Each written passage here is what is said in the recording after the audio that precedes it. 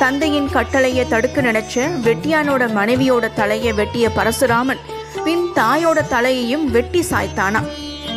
கட்டளையை நிறைவேற்றிய பரசுராமன் தந்தை முன்னாடி வந்து நின்றானா. மகனோட செயலை மெச்சிய ஜமத்கனி முனிவர், என்ன வர வேண்டும் கேள் அப்படின்னாராம். தந்தையே, உங்களோட கட்டளைய நிறைவேற்றிட்டேன், ஆனா எனக்கு என் தாய் உயிரோட வேணும் அப்படின்னு கேட்டாராம். மகனோட ஆசையை நிறைவேற்ற புனித நீரை கொடுத்து உன் தாயை உயிர் பிச்சுக்கோன்னு சொன்னாராம் முனிவர்.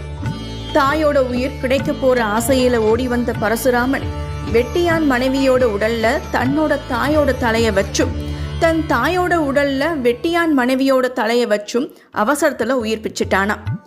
இந்த புராண கதையை விளக்குற மாதிரி குடியாத்தம் கெங்கையம்மன் சிரசு திருவிழா கோலாகலமாக கொண்டாடப்படுது.